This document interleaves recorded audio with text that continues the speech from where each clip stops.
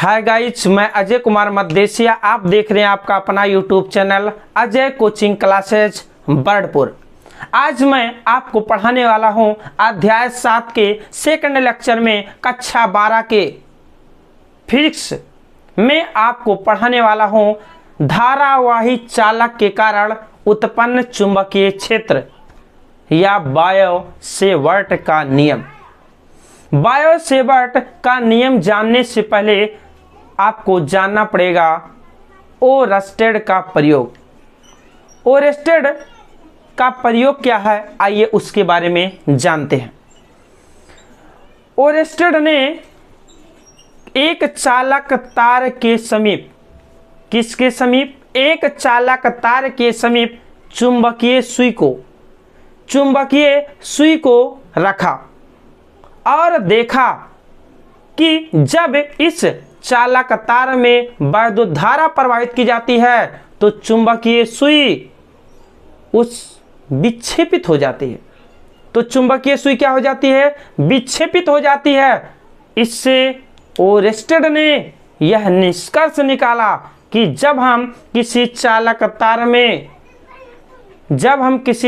तार में विद्युत धारा प्रवाहित करते हैं या आवेशों का प्रवाह करते हैं तो इस चालक तार के चारों ओर चुंबकीय क्षेत्र उत्पन्न हो जाते हैं। यह ओरस्टेड का बहुत ही आश्चर्यजनक प्रयोग था।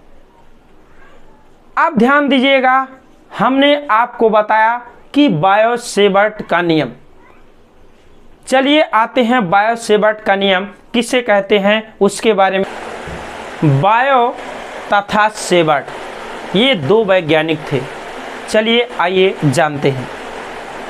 फ्रांस के वैज्ञानिक बायो तथा सेवर्ट ने 1820 ईस्वी में विभिन्न धारावाही चालकों का अध्ययन करके यह निष्कर्ष निकाले कि जब किसी धारावाही चालक के लघु अवयव डेल्टा एल ये अल्प लंबाई है या कह सकते हैं सूक्ष्म लंबाई है। डेल्टा एल के द्वारा उत्पन्न चुंबकीय क्षेत्र, तार की लंबाई के कारण उत्पन्न चुंबकीय क्षेत्र में किसी बिंदु P पर डेल्टा जो V है यह चुंबकीय क्षेत्र है। यह निम्न कारकों पर निर्भर करती है। तो किन किन कारकों पर निर्भर करती है चुंबकीय क्षेत्र, आइए जानते हैं। तो बायो-सेवर्ट ने क्या किया? एक धारावाही चालक लिया। ये आपका धारावाही चालक है। कहने का अर्थ है एक ऐसा तार या कह सकते एक ऐसा पदार्थ जिसमें विद्युत धारा आसानी से प्रवाहित हो सकती है। इन्होंने इस चालक तार में एक लघु या कह सकते हैं अल्प लंबाई की एक तार को लिया डेल्टा एल। इस डेल्टा एल के कारण P बिंदु पर चुंबकीय क्षेत्र जो उत्पन्न हुआ है डेल्टा V, जो इस तार से इस बिंदु के बीच की दूरी लिया गया स्मॉल r, और यहाँ पर इस तार की लंबाई या धारावाही चालक के तार की लंबाई और इस बिंदु के बीच का जो कोण है वो हमने लिया है थीटा। तो मैंने बताया कि डेल्टा V निम्न कारकों पर निर्भर करती है। किस किस पर निर्भर करती है, आइए जानते हैं। डेल्टा V निम्न कारकों पर निर्भर करती है। पहला, यह चालक में प्रवाहित विद्युत धारा के अनुक्रमानुपाती होती है। अर्थात हम कह सकते हैं कि डेल्टा V समानुपाती या अनुक्रमानुपाती होता है स्मॉल i। कहने का अर्थ है जब धारा बढ़ेगा तो चुंबकीय क्षेत्र भी बढ़ेगा। यदि धारा का मान घटेगा तो चुंबकीय क्षेत्र का भी मान घटेगा। दूसरा पॉइंट है कि यह चालक के उस आयोग की लंबाई डेल्टा एल के अनुक्रमानुपाती होती है। अर्थात कह सकता हूं कि डेल्टा वी समानुपाती है डेल्टा एल के। इसे मैंने मान लिया समीकरण सेकंड। जब तार की लंबाई अल्प होगा तो चुंबकीय क्षेत्र भी क्या होगा? अल्प होगा। यह आयों की लंबाई तथा बिंदु से बनने वाले कोण की ज्या, जिसे कहते साइन के अनुक्रमानुपाती भी होती है। अर्थात कह सकते हैं कि डेल्टा वी समानुपाती है साइन थीटा। इसे मैंने मान लिया समीकरण 3। तो यह साइन थीटा जो है यह डेल्टा वी के समानुपाती होता है।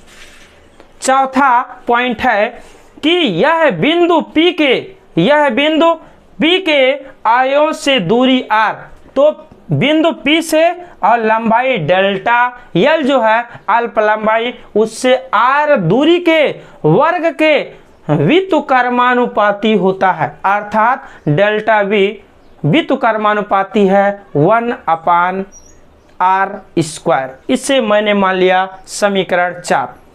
अब हम कहेंगे या हल करेंगे इसे। समीकरण आता है समीकरण 1, 2, 3 व 4 से। हम जानते हैं कि डेल्टा वी आई के भी समानुपाती है, डेल्टा वी डेल्टा एल के भी समानुपाती है, डेल्टा बी साइन थीटा के भी समानुपाती है। अर्थात हम लिख सकते हैं कि डेल्टा वी समानुपाती है I into delta L into sine theta. अब किसके व्युत्क्रमानुपाती है? दूरी के वर्ग के व्युत्क्रमानुपाती है, अर्थात बटे r²। जैसे ही हम अनुक्रमानुपाती चिन्ह को हटाते हैं, एक नियतांक या कह सकते हैं कांस्टेंट उत्पन्न होता है, जिससे मैंने जैसे ही कांस्टेंट हटाया तो आ गया μ0/4 pi into I del L sine theta upon r²। इसे ही बायो-सेवर्ट का नियम कहते हैं।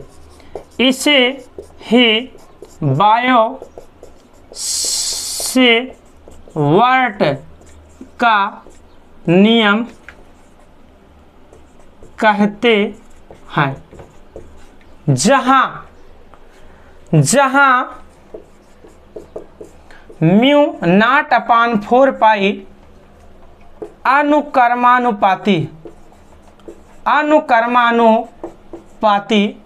नियतांक है और μ0 निर्वात की चुंबकशीलता है। अतः इस प्रकार मैंने बायो-सेवर्ट के नियम को सिद्ध कर दिया।